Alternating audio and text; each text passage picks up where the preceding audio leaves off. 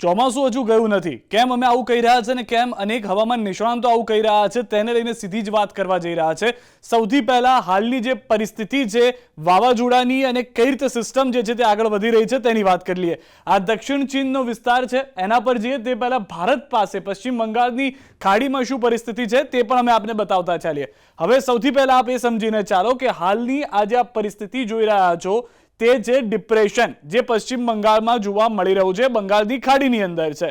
હવે આ જે ડિપ્રેશન છે તે આઈએમડીના કહેવા પ્રમાણે ડીપ ડિપ્રેશનમાં પરિવર્તિત થોડા ટાઈમમાં થઈ જશે, અથવા તો આવનાર સમયમાં તે વધુ મજબૂત સિસ્ટમ તરીકે પણ જોવા મળી શકે છે. કેમ આવું થઈ રહ્યું છે તેનું એક કારણ છે દક્ષિણ ચીનના સાગરમાં આવેલું હાલનું આ વાવાઝોડું. યાગી નામ આપવામાં આવ્યું છે કે જે હાલમાં અહીંયાથી પસાર થઈને જઈ રહ્યું છે. આ હાનોઈ આસપાસના વિસ્તારો જે છે તેમાંથી તે પસાર થઈ રહ્યું છે, યાગીના હાનોઈ આસપાસના વિસ્તારોમાંથી. હવે જેમ જેમ પરિસ્થિતિ બદલાતી જાય છે ત્યારે બે મોટા બદલાવ જોવા મળશે. એક બદલાવ એ છે કે આ તરફ જે આ વાવાઝોડું છે તે ચીનથી બાંગ્લાદેશ તરફ જતું જોવા મળી રહ્યું છે. એક અહીંયા આગળ તમે જોશો તો ખ્યાલ આવશે, આ જે વાવાઝોડું છે તે આગળ જતું જોવા મળી રહ્યું છે. બીજી પરિસ્થિતિ એ છે કે પશ્ચિમ બંગાળની અંદરની જે સિસ્ટમ હતી કે જે ડીપ ડિપ્રેશનની અંદર પરિવર્તિત થઈ શકે છે જેવું અનુમાન લગાવવામાં આવી રહ્યું છે, તેને વધુ મજબૂત થવામાં મદદ કરી રહ્યું છે.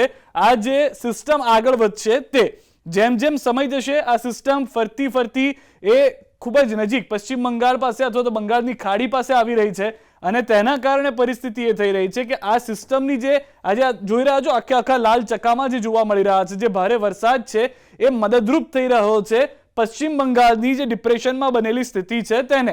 હવે એવું થઈ રહ્યું છે કે આના કારણે માનવામાં આવી રહ્યું છે કે 10-11 તારીખથી ફરી એક વખત ભારે વરસાદનો રાઉન્ડ આવી જશે, જે પૂર્વ ગુજરાતને અને ઉત્તર ગુજરાત, મધ્ય ગુજરાતના વિસ્તારોને ફરી એક વખત ધમરોળી શકે છે.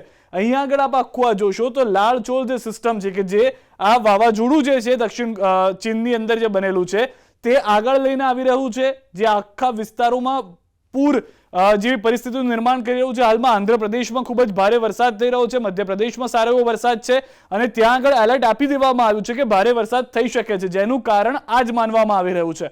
અને આ વખતે ચોમાસામાં 3 થી 4 વખત એવું જોવા મળ્યું છે કે પૂર્વ તરફથી સિસ્ટમ આવે છે, ભારે વરસાદ લાવે છે, મધ્ય ગુજરાત, ઉત્તર ગુજરાતના વિસ્તારો હાલમાં અસરગ્રસ્ત થાય તેવું લાગી રહ્યું છે. અંબાલાલ પટેલે પણ તે જ વાત કરી છે. તેઓએ પણ આગાહી કરતા કહ્યું છે કે જે પશ્ચિમ બંગાળની અંદરની સિસ્ટમ છે બંગાળની ખાડીમાંથી તે બહાર આવી રહી છે અને મજબૂત થઈને આવી રહી છે, જેમાં દક્ષિણ ચીનથી આવી રહેલી સિસ્ટમ મદદરૂપ થશે અને ભારે વરસાદ લાવશે આ જે ગુજરાતનો આખો વિસ્તાર છે તેમાં.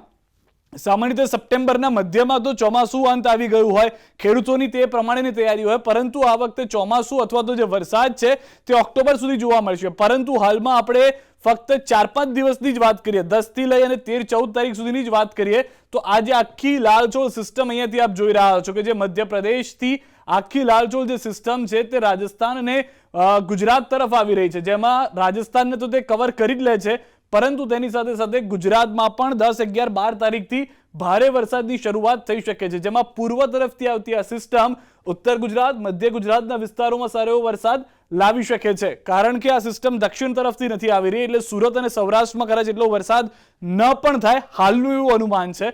પરંતુ આ જે બંને સિસ્ટમ જે મદદરૂપ થઈ રહી છે તેના કારણે 10, 11 અથવા તો 12 તારીખથી એક એવો વરસાદ આવશે કે જે ફરી વખત બધું ડૂબાડવા માટે જાણે તૈયાર થઈ ગયો હોય, કારણ કે સિસ્ટમ એટલી મજબૂત થઈ ગઈ હશે, જે ભૂતકાળમાં પણ આપણે જોયું છે કે એટલો વરસાદ એક જ સમયની અંદર પડી જાય કે 2-3 દિવસ સુધી તેનો જળ જમાવની પરિસ્થિતિ રહે, તેવું હાલમાં અનુમાન જે છે તે લગાવવામાં આવી રહ્યું છે. મધ્યપ્રદેશની અંદર ને તેની અસર જે છે તે શરૂ થઈ ચૂકી છે. આંધ્રપ્રદેશમાં અત્યારે બહુ જ વરસાદ અત્યારના ઓલરેડી થઈ રહ્યો છે અને ખૂબ વરસાદના કારણે પૂર જેવી પરિસ્થિતિનું પણ નિર્માણ ત્યાં આગળ થઈ ગયું છે. હવે આ જ સિસ્ટમ જે મજબૂતાઈ સાથે આગળ જતી જોવા મળશે અને ભારે વરસાદ લઈને આવી શકે એમ છે. તો જે સિસ્ટમની આપણે વાત કરી રહ્યા હતા, આઈએમડી તરફથી પણ તેવી જ કંઈક પરિસ્થિતિ 10 તારીખથી જોવા મળી રહી છે. સૌથી પહેલા તો પેરામીટર આપ જે રીતે જોઈ રહ્યા છો તેમ જેટલો વાદળી રંગ જોવા મળશે તેટલો વધારે વરસાદ હશે. વાદળી અને ઓરેન્જ રંગ જ્યારે જોવા મળે છે, બ્લુ એન્ડ ઓરેન્જ રંગ એ સ્પષ્ટ કહી રહ્યું છે કે ભારે વરસાદની પરિસ્થિતિ છે. તો 10 તારીખે સીધું જ ગુજરાત ઉપર આપણે જઈએ તો એ પરિસ્થિતિની શરૂઆત જોવા મળી રહી છે કે જ્યાં મોટા ભાગના વિસ્તારો જે છે ગુજરાતની અંદર સારો એવો વરસાદ જોવા મળશે, જેમાં અત્યારના યલો અને ગ્રીન કલર આપ જોશો, તેનો મતલબ એ છે કે ધીમી ધારે વરસાદની શરૂઆત થઈ જશે. ક્યારથી? 10 તારીખથી. ગુજરાતની પૂર્વ વિસ્તારની અંદર, ઉત્તરના વિસ્તારની અંદર અને થોડો ઘણો જે દક્ષિણનો વિસ્તાર છે ત્યાં આગળ વરસાદ જોવા મળી રહ્યો છે. પરંતુ વચ્ચે વચ્ચે આપ જોશો તો એકદમ નાનકડા બ્લુ રંગના ડોટ્સ જોવા મળી રહ્યા છે, એટલે કે એ વિસ્તારની અંદર સિસ્ટમની જે એન્ટ્રી થઈ ગઈ હશે તે ભારે વરસાદ લઈને આવતું હશે. આ 10 તારીખની વાત થઈ. 11 તારીખનો નકશો આપ જુઓ કે જે અનુમાન લગાવવામાં આવ્યું છે તે પ્રમાણે ઘાતક જે સિસ્ટમ ભૂરો રંગ, બ્લુ રંગ જે આપણે કહીએ છીએ તે હવે વધારે જોવા મળી રહ્યો છે અને તે જોવા મળી રહ્યો છે ઉત્તર ગુજરાતના અને મધ્ય ગુજરાતના વિસ્તારોમાં. આ અમદાવાદ છે, આપ જોવો છો તો આપને ખ્યાલ આવશે કે અમદાવાદનો વિસ્તાર છે, આસપાસના જેટલા પણ વિસ્તારો છે જેમાં ઉત્તર ગુજરાતનો પણ વિસ્તાર છે, મધ્ય ગુજરાતનો પણ વિસ્તાર છે અને પૂર્વનો પણ વિસ્તાર છે, જ્યાં આગળ ભારે વરસાદની પરિસ્થિતિનું નિર્માણ થતું 11 તારીખથી જોવા મળી રહ્યું છે. 10 તારીખ ઓપનિંગ બેટ્સમેન તરીકે વરસાદ આવે છે, ત્યારબાદ તેની જે પારી છે તેને એગ્રેસિવ કરતું જોવા મળી રહ્યું છે.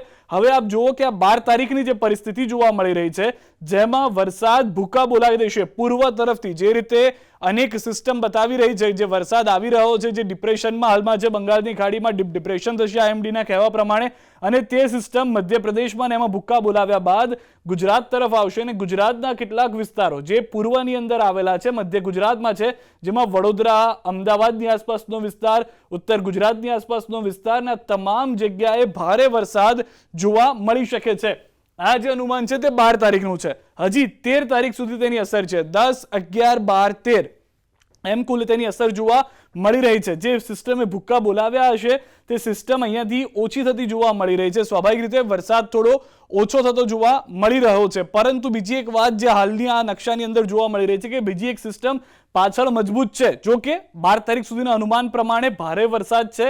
મધ્ય ગુજરાતના વિસ્તારો, ઉત્તર ગુજરાતના વિસ્તારોમાં વરસાદ અનરાધાર જોવા મળશે અને થોડા સમયની અંદર પૂર આવી ગયું હોય તેવી પરિસ્થિતિનું નિર્માણ તે માટે પણ થશે, કારણ કે સમય ઓછો હશે અને વરસાદની તીવ્રતા વધુ હશે. તો હાલનું જે અનુમાન છે તે પ્રમાણે એક તરફથી બંગાળની ખાડીની સિસ્ટમ, બીજી તરફથી જે સિસ્ટમ દક્ષિણ ચીન સાગરમાં આવી છે જે આગાહીકાર અંબાલાલ પટેલના પણ કહેવા પ્રમાણે મદદરૂપ થઈ શકે છે અને જે નકશામાં પણ જોવા મળી રહ્યું છે, આઈએમડી ખુદ કહી રહ્યું છે કે ડિપ્રેશનમાંથી ડીપ ડિપ્રેશન તરફ જાય તેવી પરિસ્થિતિ છે અને તે ગુજરાતને અસર કરી શકે છે, જે હાલના નકશા ઉપરથી જોવા મળી રહ્યું છે. તો ખેડૂતોએ હજી પણ એવું માનવાની જરૂર નથી કે ચોમાસું જતું રહ્યું છે અથવા હવે વરસાદ નહીં આવે.